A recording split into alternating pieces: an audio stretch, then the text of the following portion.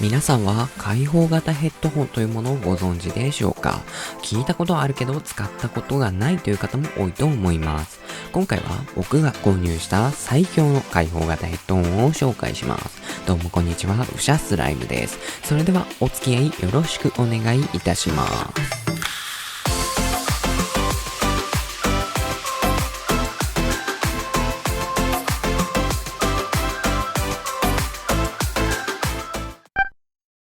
というわけで、今回紹介するのはこちら。ゼンハイザー HD599 開放型ヘッドホンです。巷ではプリンという名前で親しまれているそうですが、僕は Amazon 限定モデルを購入したので真っ黒です。早速本体を見ていきましょう。見た目は結構おしゃれ。開放型ヘッドホンなので外側は網網になっています。耳の部分は絨毯みたいにふわっふわのやつです。バンドの部分は合皮でシワシワ。ふわふわとシワシワ。ふわふわとシワシワ。バンドの長さは左右のここで調節します。ケーブルは着脱式になっています。ヘッドホンが壊れるときってだいたいケーブルなので、壊れたらここだけ変えられるということなのでしょうか。壊れたら考えます。ちなみに Amazon で購入すると2年保証がついてくるようなので、しばらくは安心ですね。ここで開放型ヘッドホンとは何かというお話をしていきます。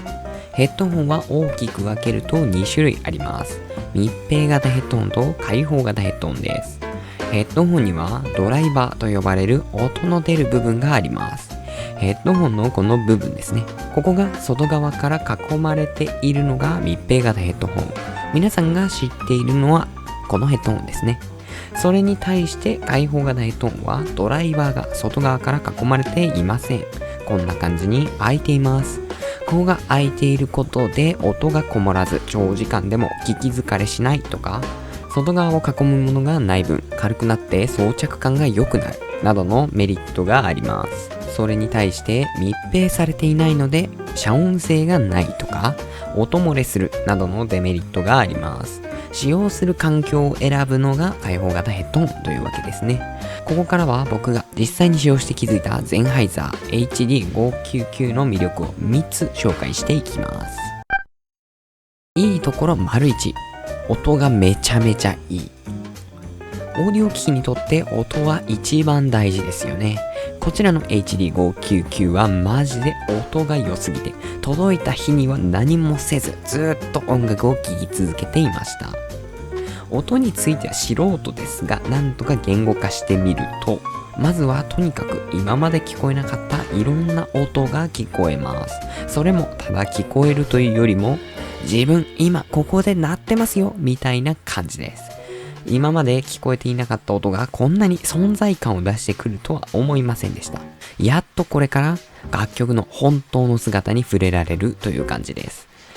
またこれはもしかしたら開放型ヘッドホンに共通していることかもしれませんが、音が抜けていく感じがして聞いていてとても気持ちがいいです。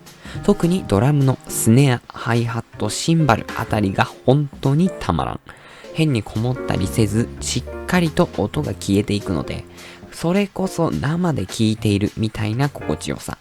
これは一度味わったら癖になります。いいところ丸2、自分の声が響かない。開放型ヘッドホンを選ぶ大きな理由の一つになってくるのではないでしょうか。僕は PC で FPS などのゲームをよくやるので、ボイスチャットをしながらゲームをするという機会が多くあります。以前はこちらの Black Shark V2X を使用していました。もちろんゲームをやる際のヘッドセットとしての性能は素晴らしいのですが、ヘッドセットをしている時に自分が喋るとヘッドホンの中ですごく自分の声が響く感じがして、どうも気持ち悪い感じがしていました。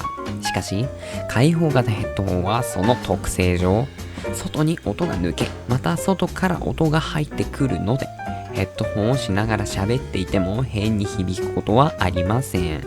ボイスチャットなどヘッドホンをした状態で喋ることがある人には、音以外の面でも開放型ヘッドホンはかなりおすすめです。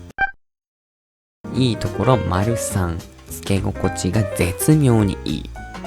こちらの HD599、つけ心地が非常にいいです。つけた第一印象としては、意外と硬いなという印象だったのですが、この硬さが絶妙にフィットします。さすがに1日24時間ずっとつけているっていうのはしんどいと思うんですが、日中の作業している間などかなり長い時間つけていても大丈夫です。本体のフィット感に加えて開放型ヘッドホンならではの軽さも非常に良いポイントです。ここからは僕が使っていて感じたデメリットを一つ紹介します。それは外の音がめちゃめちゃ聞こえるということです。開放型はドライバーの外側が開いていて音が外に抜ける構造になっているので、その分外からも音が入ってきます。つまり遮音性はほとんどありません。そのため自分のキーボードのタイピング音だったり家の外の音だったりがうるさいと流れている音楽が聞きづらいということがあります。ゲームなどで音を確実に聞き取りたいという方にとってはもしかしたら気になる点になるかもしれません。ちなみに開放型ヘッドホンでよく言われる音漏れについてですが、僕はそこまで気になりませんでした。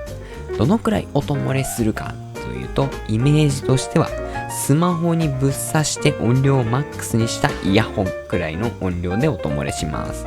さすがに電車の中では気になるかもしれませんが、外を歩いている程度であれば音漏れもそこまで気にならない程度です。